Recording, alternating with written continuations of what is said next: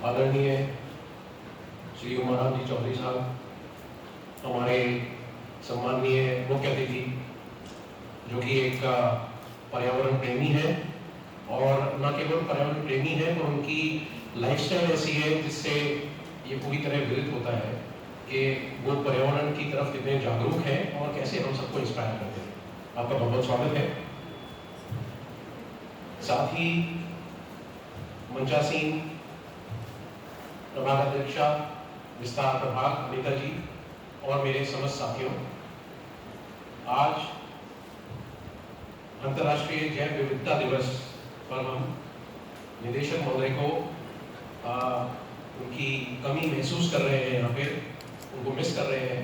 वो दौरे पे हैं और वो यहाँ होते तो उनके उद्बोधन को सुनना, उनका इतना रिच उद्बोधन होता है, उसको सुनना इनफैक्ट सभी मिस कर रहे हैं। जैसा कि हम जानते हैं, आज अंतर्राष्ट्रीय जैव विविधता दिवस है और इसका स्लोगन जो है, जो कि यूनाइटेड नेशंस डिसाइड करता है। यूनाइटेड नेशंस में जो बॉडीज होती हैं उनमें मंथन होता है और हर साल का एक स्लोगन होता है, और पिछले कई सालों से बहुत ही नए स्लोगन, कैची स्लोगन्स आते हैं। और इस बार का जो स्लोगन है, building a shared future for all life, अर्थात सभी जीवों के लिए एक साझा भविष्य का निर्माण। तो एक बहुत सुंदर विचार है, साझा, सबको एक साथ लेके चलने वाला विचार। तो ये चीज जो आज हम 2022 में है और ये बात बोली गई है यूनाइटेड नेशंस के द्वारा, हम सबको सोचने के लिए मजबूर करती है कि जो शेयर्ड वैल्यूज है और शेयर्ड फ्यूचर की जो हम बात कर रहे हैं, उसकी कितनी इंपॉर्टेंस है। ये पूरी दुनिया आज सोच रही है और हमें अपनी संस्कृति की ओर भी देखना चाहिए। हमें देखना चाहिए हमारे पुरानी जो लेगेसी है हमारे भारतवर्ष की, उसमें ये बातें बहुत पहले से, हजारों साल पहले से मिली जा चुकी है। मैं आपका ध्यान आकर्षित करना चाहूँगा, महाउपनिषद का एक 6ठे अध्याय का एक श्लोक है, वो है अयम निज परो वेति गणना लघु चेतसाम उदार चरितानाम तु वसुधैव कुटुंबकम। आप सभी ने सुना होगा वसुधैव कुटुंबकम। ये भारतवर्ष से निकला हुआ एक शब्द है। ये हमारे पार्लियामेंट में भी लिखा हुआ है, उसके जब हम घुसते हैं उसमें। और इन शब्दों का मतलब कितना गहरा है ये आप सभी जानते हैं कि ये मेरा है और वो पराया है, ये मेरा है और वो पराया है। ऐसी सोच रखने वाले, ये सोच बहुत ही संकीर्ण सोच है, और एक उदार, एक ऊंची सोच रखने वाला व्यक्ति मानता है कि ये जो पूरी दुनिया है ये एक परिवार है। तो भारतवर्ष की सोच तो हमेशा से रही है। आज यूएन भी हमें यही बता रहा है, पर सैकड़ों साल पहले, हजारों साल पहले हमारे भारतवर्ष की सोच यही रही है। कितनी बड़ी बात है। हमें जरूरत है अपने पास्ट, अपनी लेगेसी से कनेक्ट करने की। हमें जरूरत है कि आज जितनी प्रॉब्लम्स हमारे मॉडर्न लाइफस्टाइल की वजह से, डेवलपमेंट की वजह से हो रही हैं, अगर हम अपनी संस्कृति को खंगालें, उसको देखें, पुरानी समय में जो कुछ लोग कह गए हैं, महापुरुष बोल गए हैं और हमारे उपनिषदों में, वेदों में लिखा है, उनको अगर देखें तो वो सब बातें होलिस्टिक लिविंग की, नेचुरल लाइफ की, और वो सब बातें हैं कि हम कैसे इस धरती को और इस पूरे परिवार को, इसको एक परिवार माने और आगे बढ़ सकते हैं। यही नहीं, भारत सरकार भी पहले से ही, भारत सरकार का जो नारा चल रहा है वो है सबका साथ सबका विकास। उसमें भी यही बात कही गई है कि सबको साथ लेके चले, मेरा और तुम्हारा इसको ना करके हम सबको साथ लेके चले। और तभी जब तक हम ये शेयर्ड वैल्यूज नहीं रखेंगे, जब तक हम शेयरिंग एंड केयरिंग वाली बात नहीं रखेंगे, सबको अपना नहीं मानेंगे, हम आगे नहीं बढ़ सकते। और अगर हम आगे बढ़ेंगे तो वो एक बहुत बड़ा ब्लंडर की तरफ हम बढ़ रहे हैं। तो बायोलॉजिकल डाइवर्सिटी क्या है, इसके बारे में मुख्य अतिथि महोदय ने ऑलरेडी इसके बहुत अच्छी तरह डिफाइन किया। मैं इस बारे में ज़्यादा नहीं बोलूँगा, पर हाँ, एक बात जो उन्होंने वो भी बोली, उसके बारे में मैं जस्ट आपको बोलना चाहूँगा कि बायोडाइवर्सिटी केवल किस्मों की बात नहीं है, आनुवंशिक रूप से, जेनेटिक रूप से जो देखते हैं, जो किस्में हैं, जो माइनर वेरिएशंस है, वो भी बायोडाइवर्सिटी है। और आजकल तो हम SNPs की बात कर रहे हैं, सिंगल न्यूक्लियोटाइड पॉलीमॉर्फिज्म। एक न्यूक्लियोटाइड के अंदर भी फर्क आता है, वो भी that is also a reflection of biodiversity. उससे भी चेंजेस हो जाते हैं, उसके अंदर एक प्रोटीन भी चेंज हो जाता है किसी के अंदर, दैट इज बायोडाइवर्सिटी। और ये इवोल्यूशन होना, ये बायोडाइवर्सिटी होना, ये एक नेचुरल प्रोसेस है। और जब से जीवन की उत्पत्ति हुई है इस दुनिया में, तब से बायोडाइवर्सिटी धीरे धीरे इवॉल्व होकर आज इस फॉर्म में पहुंची है। और ये पहुंची है और साथ साथ बहुत सारी बायोडाइवर्सिटी लुप्त भी हुई है, उसमें से बहुत सारी प्रजातियां लुप्त हुई है। और ये नेचुरल प्रोसेस भी है, पर जो ह्यूमन बींग्स हैं, हमारी जो एक्टिविटीज हैं, उसकी वजह से हमने इसको स्पीड अप कर दिया। जो कि हमारे मुख्य अतिथि महोदय ने भी बोला था कि एक्सेलरेशन, ह्यूमन बींग्स ने आके जो लुप्त होने वाली प्रजातियां थी उनकी स्पीड को और एक्सेलरेट कर दिया। नेचुरल प्रोसेस है एक्सटिंक्शन, बट हमने स्पीड अप कर दिया। जो अभी प्रजातियां लुप्त नहीं होनी चाहिए थी वो भी लुप्त होने लगी। और इससे जो एक एनवायरमेंटल बैलेंस है, इससे जो अर्थ का एक इकोसिस्टम बैलेंस है, वो बहुत हद तक डिस्टर्ब होने लगा। तो ये जो चीज़ें हैं, ये जैव विविधता में कमी आई और ये सब जो हो रहा है, एग्जाम्पल मैं दूंगा, जैसे गूगल की बात हम करते हैं। गूगल पे क्योंकि हम लोग रिसर्च कर रहे हैं, आखिरी रिसर्च कर रहा है बहुत सालों से, 2 दशकों से ज़्यादा से रिसर्च कर रहा है। तो गूगल की बात करें तो गूगल एक ऐसा पौधा है जो हमारे आयुर्वेद में इसे दिव्य औषधीय पौधा माना जाता है। और ये बहुत सारी हाइपोकोलेस्टेमिक, आपकी लिपिड प्रोफाइल को मेंटेन करने के लिए इम्पॉर्टेंट है। और अभी तो ये भी पाया गया, जब इसको और नई रिसर्च हुई तो पता लगा कि कैंसर प्रिवेंटिव प्रॉपर्टीज भी है इसके अंदर। ये नई चीज़ पता लगी, कैंसर प्रिवेंटिव प्रॉपर्टीज है गूगल गम के अंदर। और आपको ताजुब होगा जान के कि गूगल जो है, ये जो पौधा है, ये लुप्त प्राय है और क्रिटिकली एंडेंजर्ड है। रेड डेटा बुक के अंदर अब इसका स्टेटस क्रिटिकली एंडेंजर्ड है। अगर हमने इस पे काम नहीं किया तो ये बहुत जल्दी लुप्त हो जाएगा। और आप सोचिए, इतना इंपॉर्टेंट पौधा लुप्त हो जाएगा। ये तो हमारे सामने एग्जाम्पल है जो हम देख रहे हैं। ऐसे कितने पौधे, न जाने कितने जातियाँ, कितनी प्रजातियाँ, कितने जीव जंतु लुप्त हो गए। और हो सकता था वो किसी न किसी कड़ी में कहीं ना कहीं जुड़े हुए होंगे, वो सब लुप्त हो गए। तो ये सोचने वाली बात है। और एक और बहुत इंपॉर्टेंट इंटरेस्टिंग बात मैं आपको बताऊंगा, इनफैक्ट मैं आपसे पूछना चाहूँगा, खासकर जो यंगस्टर्स हैं या कोई भी आप में से बताना चाहेगा। एक शब्द है जूनोसिस। क्या किसी ने शब्द सुना है जूनोसिस? कोई बताना चाहेगा जूनोसिस क्या होता है? जूनोसिस का अर्थ है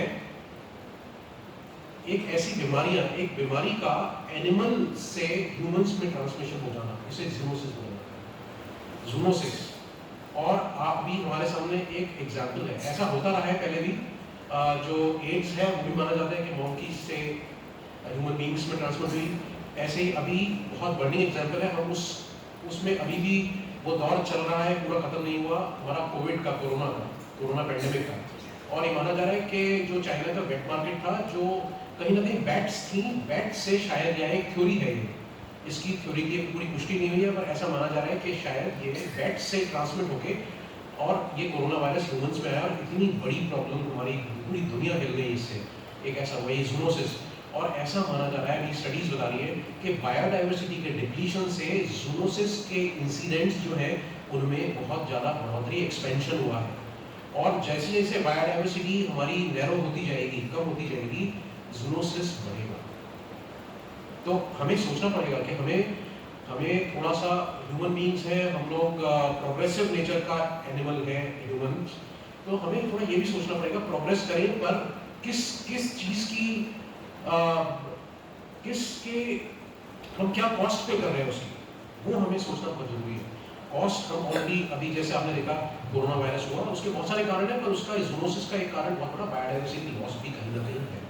तो ये सब चीज़ें हमें ध्यान रखनी पड़ेगी। बायोडाइवर्सिटी का लॉस हम बियर कर रहे हैं, बट इसका कारण भी हम ही है। हमें कहीं ना कहीं ये सोचना चाहिए, मंथन करना चाहिए, कारण भी तो हम ही है।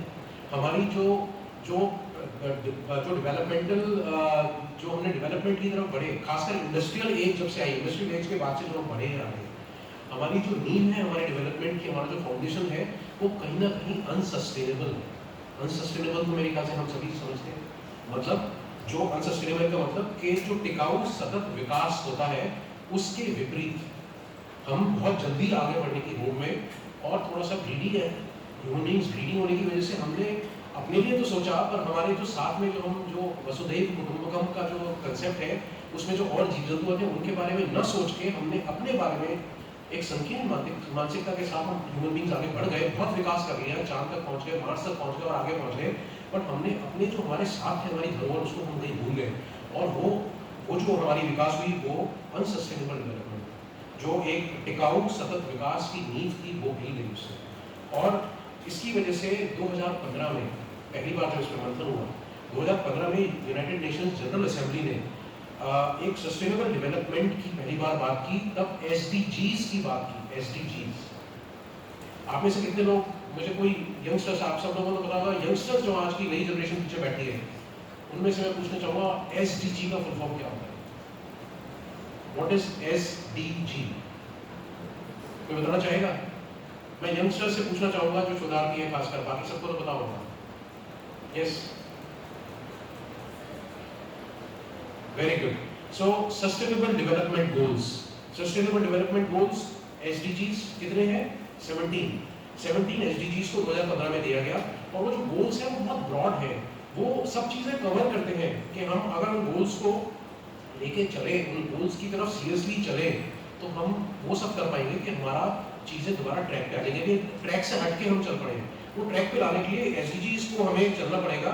और जैव विविधता का संरक्षण जो है उसको करना, इसका एक बहुत बड़ा मूलभूत, इसका इम्पोर्टेंट एक फ्रेमवर्क जो है बायोडाइवर्सिटी का, उसके लिए हमें जैव विविधता को संरक्षण करने से हम एसडीजीज को के गोल्स को ढंग से पकड़ पाएंगे और ट्रैक कर पाएंगे। तो जैव विविधता को कायम करने के लिए बहुत सारी चीज़ें हैं जो हम कर सकते हैं। उसके लिए काम, हम केवल एक पेड़ लगाने से जैव विविधता नहीं होती, या एक किसी पशु को या पक्षी को हम संरक्षित करके उससे नहीं बनती। जैव विविधता को कायम रखने के लिए हमें मल्टी लेवल्स पे, मल्टी लेयर्स में काम करना पड़ता है और करना पड़ेगा, और कर भी रहे हैं। इसके लिए एक बहुत सारी चीज़ें हैं जैव विविधता को बचाने के लिए। पॉल्यूशन से लेके हमारे डिग्रेडेड लैंड्स, एफॉरेस्टेशन एक्टिविटी, सारी चीज़ें करनी पड़ेगी।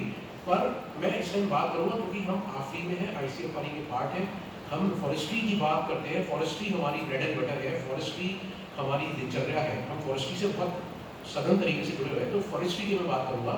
फॉरेस्ट्री के अंदर एक बहुत इंपॉर्टेंट अभी जो कंसेप्ट आ रहा है वो एफॉरेस्टेशन। और वो क्यों आया? क्योंकि डिग्रेडेड और डिफॉरेस्टेड लैंड्स जो है उनकी मात्रा बढ़ी। हमने डेवलपमेंट किया तो हमने वन काटे, पेड़ काटे और बहुत सारा नुकसान पहुंचाया हमारी धरती को, हमारी पृथ्वी को।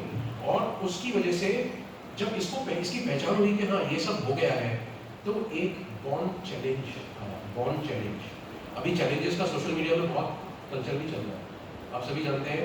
कई तरह के चैलेंज आ रहे हैं। बीच में था क्या था, आइस बकेट चैलेंज। तो ये तो खैर मजाक की बातें हैं, बट सीरियस चैलेंजेस में एक बॉन्ड चैलेंज। हम जब बायोडाइवर्सिटी और जब हम पेड़ों की रक्षा की और इसकी बात करते हैं, बायोडाइवर्सिटी की बात करते हैं, बॉन्ड चैलेंज कहीं ना कहीं इम्पोर्टेंट आता है। कौन बताएगा बॉन्ड चैलेंज क्या है?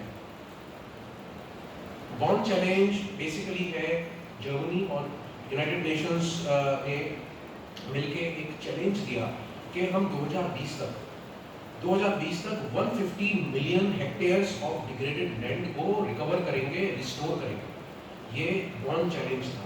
इसको बाद में एक्सटेंड किया गया कि इसको 2030 तक 350 मिलियन हेक्टेयर्स लैंड को हम रिकवर करेंगे, रिस्टोर करेंगे। ये बॉन्ड चैलेंज था। और ये बॉन्ड चैलेंज एक मिशन मोड में बना। और इस बॉन्ड चैलेंज का जो फ्रेमवर्क है कंजर्वेशन ऑफ बायोडाइवर्सिटी का, उससे ये एसडीजीज जो है उससे भी लिंक है। देखिए, सस्टेनेबल डेवलपमेंट गोल्स का को अचीव करने के लिए बॉन्ड चैलेंज बहुत इंपॉर्टेंट रहा। इसमें इससे निकल के एक और नई चीज़ आई। वो क्या चीज़ निकल के आई? वो आई, एक कंसेप्ट आया एलडीएन।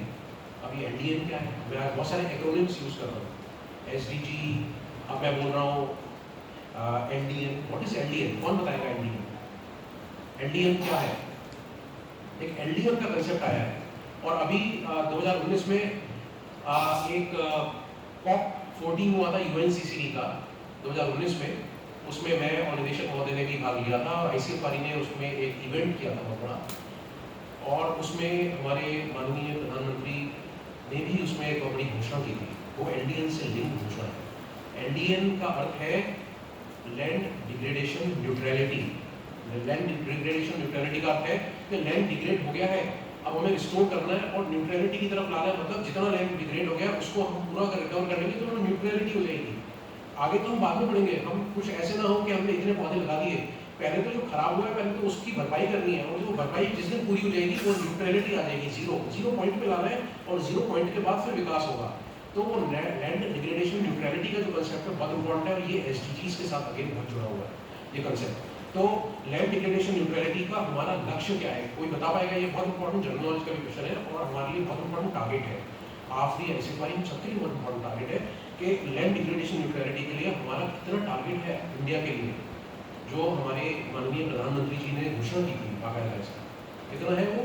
26 मिलियन हेक्टेयर, पहले ये 21 मिलियन हेक्टेयर था, 21 मिलियन से इसको बढ़ा के अब ये 26 मिलियन हेक्टेयर है। सितंबर 2019 में प्रधानमंत्री जी ने इसकी घोषणा की थी, और ये सब हमारी सबकी रिस्पॉन्सिबिलिटी है कि उनका जो विजन है हम उसके लिए कार्य करें, और हम भारत के अंदर सब मिलजुल के, और हमारी तो वैसे भी ऑफिशियली भी हमारी रिस्पॉन्सिबिलिटी है कि हम 26 मिलियन हेक्टेयर 2030 तक हमें अचीव करना है लैंड डिग्रेडेशन न्यूट्रलिटी की तरफ। और इसे माना जा रहा है कि कार्बन डाइऑक्साइड इक्विवेलेंट कितना सीक्वेस्टर होगा?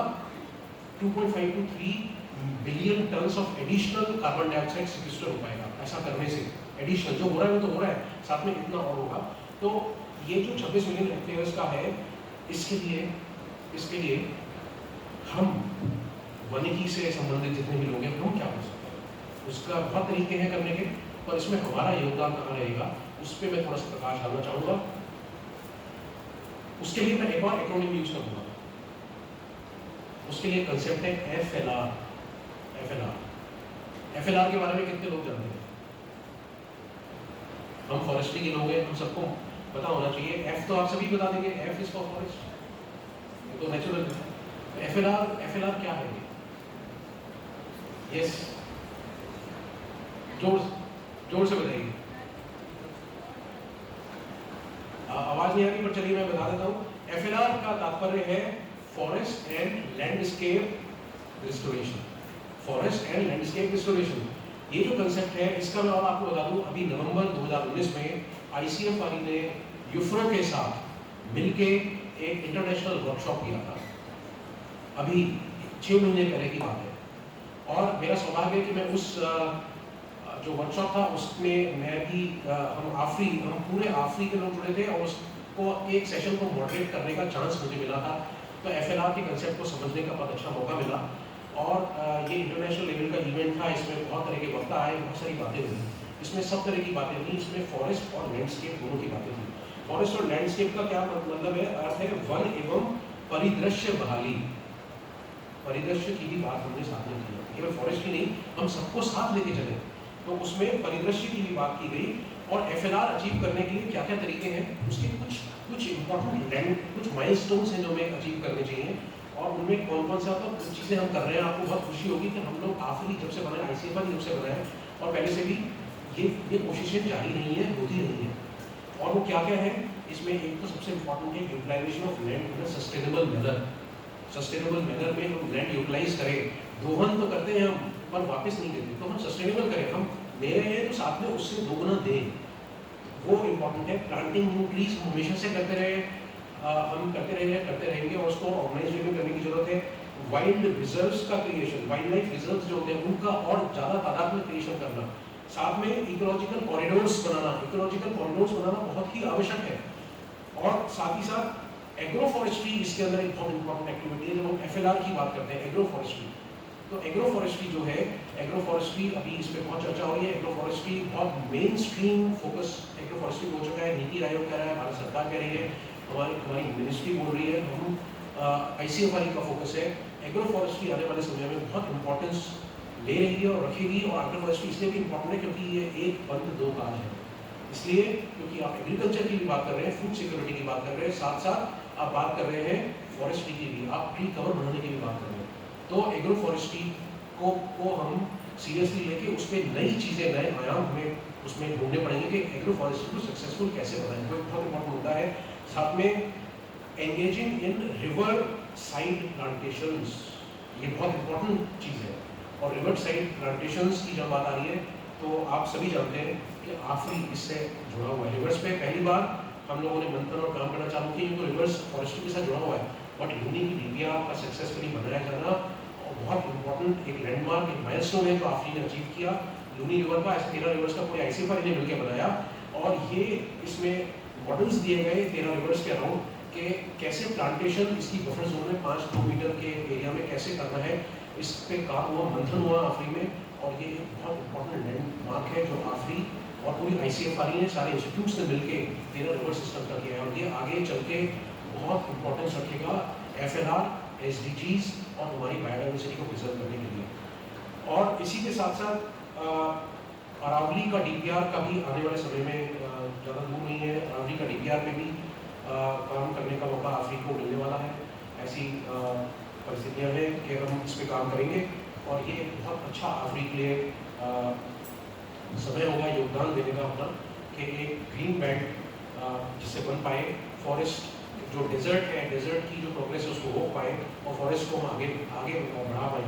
तो ये सब काम जो है ये इम्पोर्टेंट है और इसी के लिए, इसी के साथ मैं ये कहना चाहूँगा कि जो हमारा ये जैव विविधता कायम करने का और हम भारतवासी हमेशा से जो हमारी जो नींव थी, जो हमारी जो संस्कृति है वो हमेशा से सतत विकास को ही हमेशा बढ़ावा देती रही है। वही हमारी नींव थी, वही हमारी धरोहर है, वही हमारी लेगेसी है।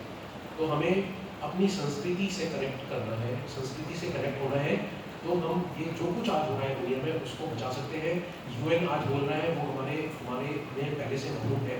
हमारे उपनिषद, हमारे वेद, हमारे सब जो पुराने जितने भी डॉक्यूमेंट्स हैं, डॉक्यूमेंटेशन है, सब चीज़ें उसमें कही गई हैं और हमें केवल एक वेस्टर्न विचारधारा की तरफ नहीं दौड़ना है अंधे होके। हमें उनकी अच्छाइयों को लेना है, साथ साथ अपनी जो हमारी जो आइडेंटिटी है उसको लेके चलना है। वसुधैव कुटुंबकम को हमें ध्यान में रखते हुए चलना है। तो हम ये जो बायोडाइवर्सिटी है इसको बचा पाएंगे, आगे बढ़ पाएंगे। इन्हीं शब्दों के साथ आप सभी का धन्यवाद।